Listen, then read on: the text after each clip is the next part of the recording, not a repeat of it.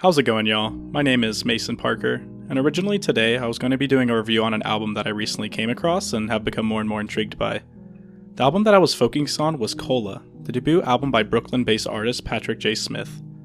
While this video was originally going to be a review for this album, the more I researched and dived into the music, the more I uncovered something deeper.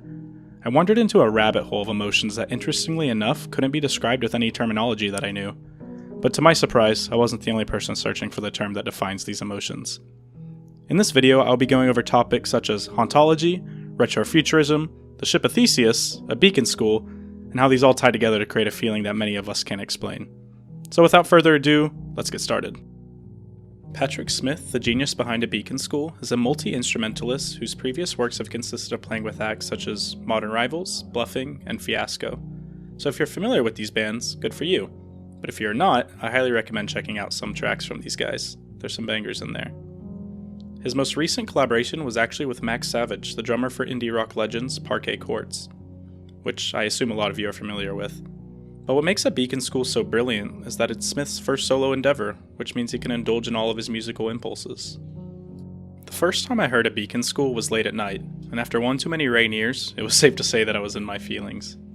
After hours of shuffling through a YouTube playlist, I stumbled across a track that convinced me enough not to skip it.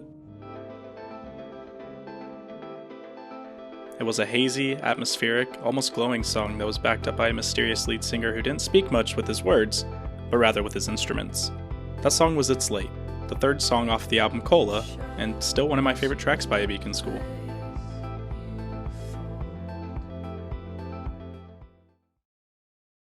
While listening to this track, I just couldn't help but get nostalgic. Something about the track made me feel a very specific feeling. A feeling in which at the time I really couldn't put into words. It was almost deeper than nostalgia. It was a feeling that could only be described by the music.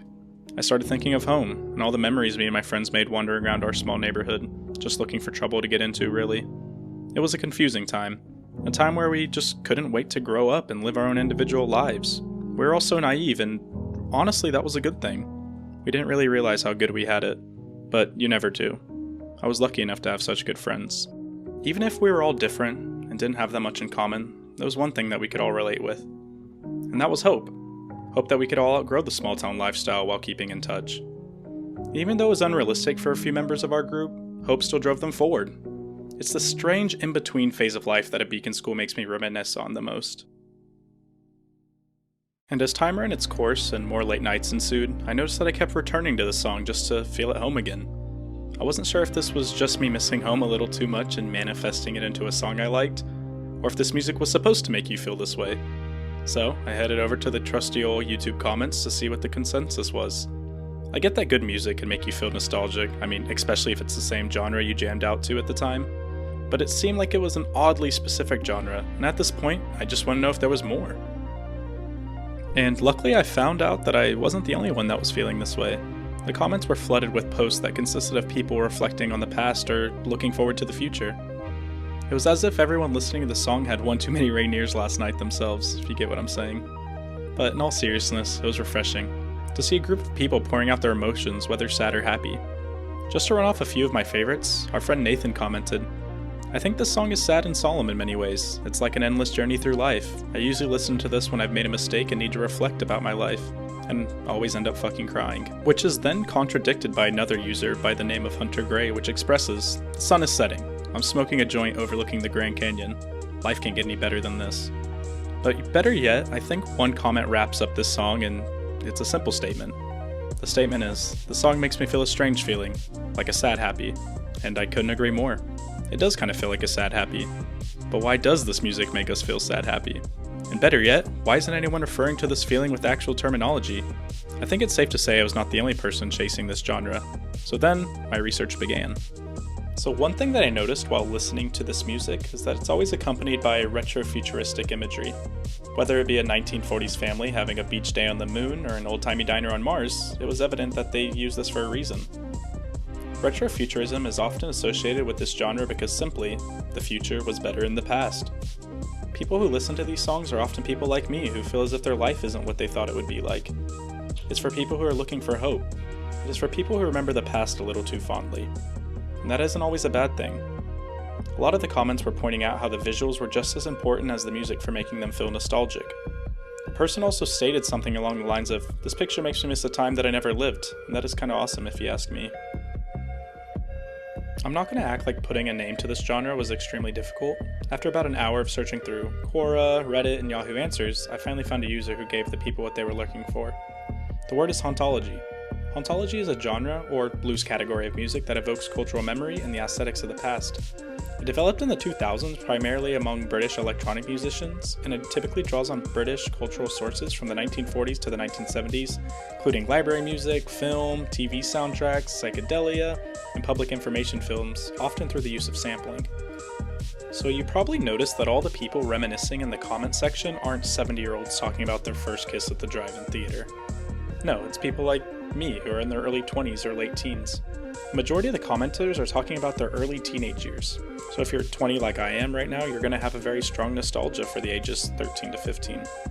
That's because your brain goes through a period known as the reminiscence period. A period where your brain sucks in everything that is happening around you.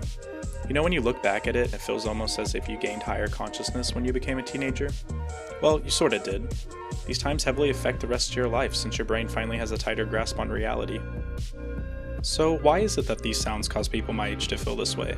Well, funny enough, hauntology was on the rise during our reminiscence period. The same aspects that make you feel nostalgic while listening to Mac DeMarco's Salad Days apply to A Beacon School. It's a hazy throwback to tape machines and analog samples. It disconnects us from the digital world of music, even if some of us make it digital, which I don't blame anyone. A Beacon School makes us miss the 2010s, like how people in the 2010s miss the 80s. Many producers and artists have this just in mind when making their music, and I'm assuming Patrick Smith in A Beacon School did have this in mind.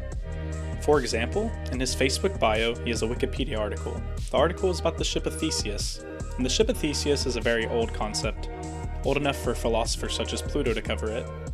The Ship of Theseus is a thought experiment that raises the question of whether an object that has all of its components replaced remains fundamentally the same object. This is a bit of a shot in the dark, but I think what Patrick Smith is trying to ask us is if we are the same people as we used to be in the past.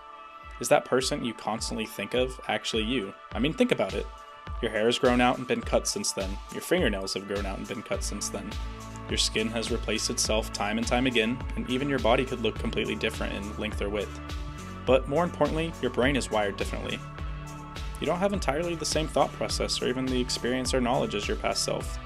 I think that the object is fundamentally the same. I mean, it serves the same purpose, it holds the same blueprint, but it may lose some pieces along the way, and it will pick up pieces, and even if you get mismatched or even change entirely, you are still fundamentally you, and you always will be fundamentally you. Even if the future was better in the past, we should always keep a quote in mind. Who controls the past controls the future. Who controls the present controls the past. And though this isn't necessarily what this quote means, you can interpret it as, in the past, you controlled what your future would be. You manifest your future in the decisions to give yourself the best chance. And when living in the present, you'll always remember the past the way you want to. We will always remember times more fondly, and we will imagine the future to be something greater. But I think we can all agree that we should take Patrick Smith's advice and stay close while it's easy. And enjoy what is happening in the present, even if it's nothing as you imagined. Whatever happens, happens.